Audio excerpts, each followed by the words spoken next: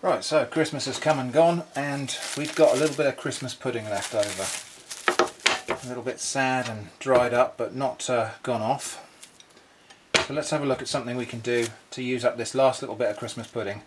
So I'm going to take 175 grams of plain flour, about 120 grams of butter. Now, I need to make this dairy free because my daughter can't eat dairy, so I'm using cooking margarine.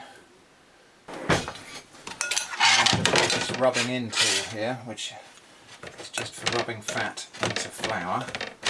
Very good. You can either do this by hand or using a food processor.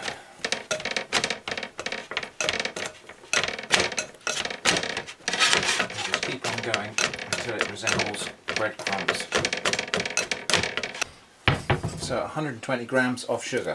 You can use caster sugar or you can use brown sugar. I'm actually going to use granulated sugar because I want a little bit more of a crunch. So 120 grams of sugar. And again, we'll just work that into the mixture with the rubbing in tool.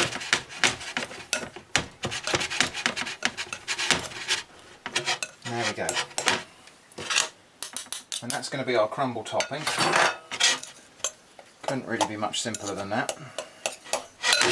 So I'll set that aside. Right, next I've got some apples, Granny Smith apples. You could really use any kind of apples here. So we're going to just peel these apples. I'll take the cores out.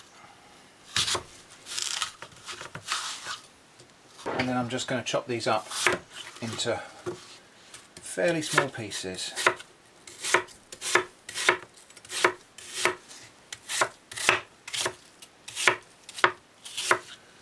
About like that.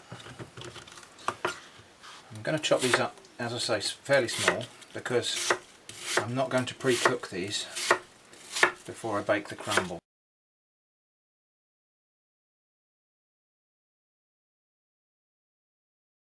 So there you go. That's actually 2 Granny Smith apples, and I think that's enough for this size of a dish. This is a 6-inch casserole dish. Really, you can make any amount of fruit in the bottom and just increase the amount of crumble mixture to go on top. So there we go, that's the apple bits, and then Christmas pudding. I'm just going to chop up. You can see that this is actually dried up a fair bit, but like I say, it doesn't really go off. So it's just like a sort of preserved mincemeat. So if you haven't got Christmas pudding, you could use pieces of fruitcake, or you could use a few tablespoons of mincemeat from a jar.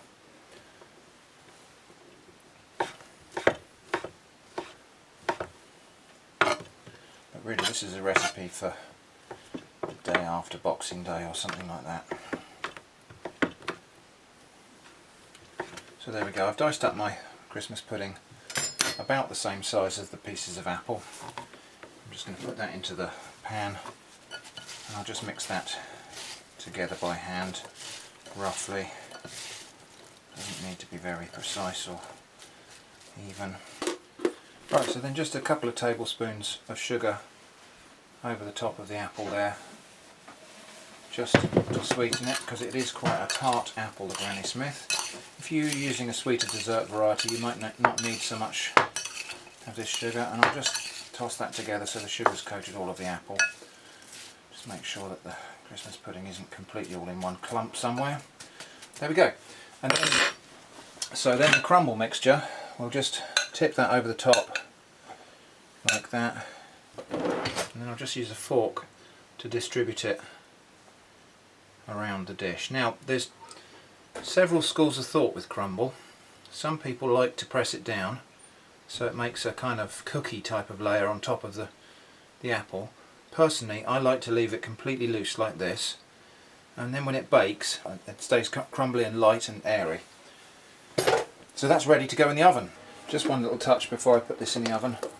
I've got some Demerara sugar here, which is coarse crystals. I've got about half a tablespoonful I'm just going to scatter some of that on the top here, just to give it a little bit of extra crunch and sweetness.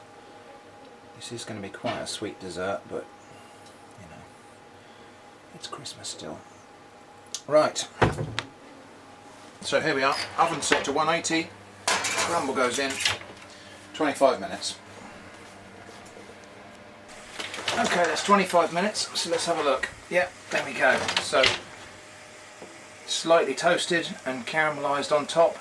I can hear the fruit bubbling under the top there.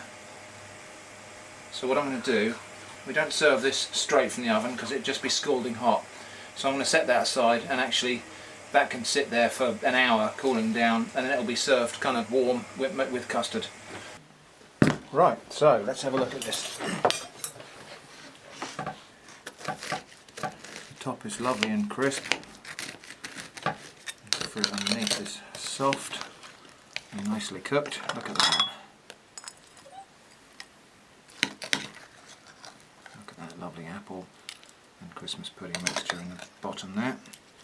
There we go. Right, who wants custard? Yes, please. Let's have a look at this and give it a taste. Just a little bit of custard on there.